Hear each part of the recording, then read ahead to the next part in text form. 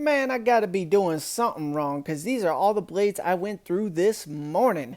What's cracking, everybody? It's Carpet Mike here from CarpetExpertBlueprint.com. We're starting the day off with a little restretch action. Now, I dropped a video the other day where I did a simple restretch in a bedroom, charged the client $75. They gave me $80. This restretch is a friend of that client, keeping the referral pipeline full. So what tools did we use on this here? We used the crab stretcher, we used the electric tacker, we used the kicker, a knife, and a hook knife. That's all it took. Stretch and go, stretch and go. You seen them big old ugly bubbles? This is a super simple fast cash grab.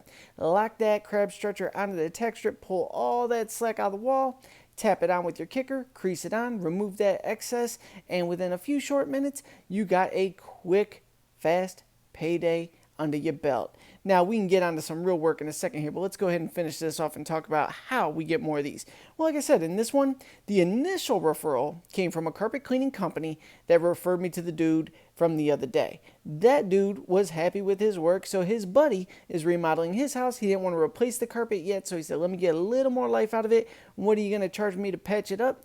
Told him $75 to stretch it out for him. Went out, stretched it out, knocked it out. He was cool as can be, got my check, and on to the next. So, absolutely have this strategy in your pipeline. This is how you make fast, quick bank. It'll get you out of debt, stockpile your bankroll, and you could do things like plant your money into the stock market. We got Dixie stocks here. No love for the Dixie carpet company. So when it goes up, we sell, and when it drops, we buy right back in and get on to the next. So, talk about that carpet game. Try investing in that carpet game.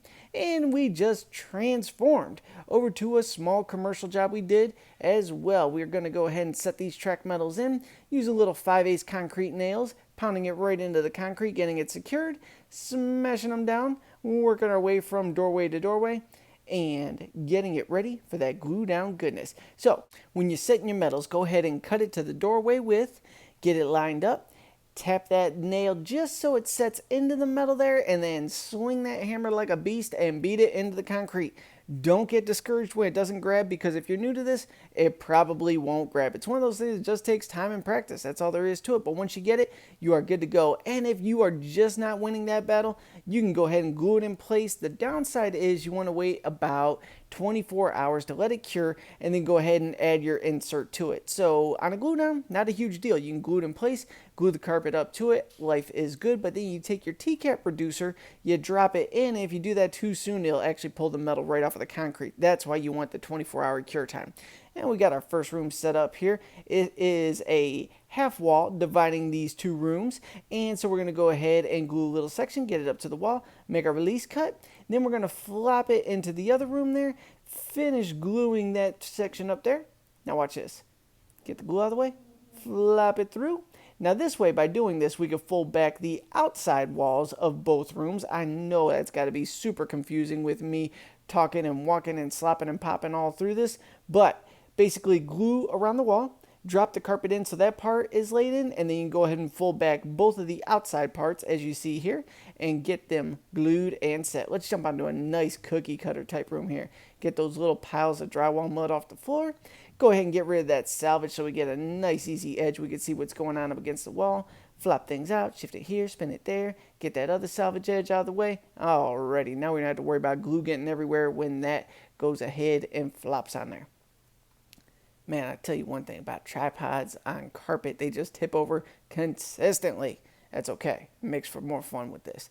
Fold it on back. We're going to spill that butter out there, spread it all around the room, and you may be wondering, well, what's this actually cost right now?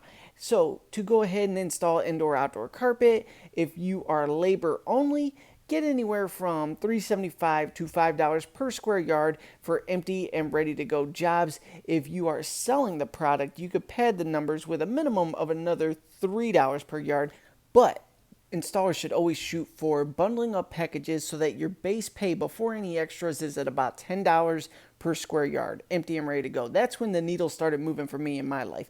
And then after that, your removal, your floor prep, furniture handling, those are all extras. Now, with that, you could create a lifestyle that you really actually deserve and not one that you're just slaving for. Thank you so much for tuning in. Comment below with any questions.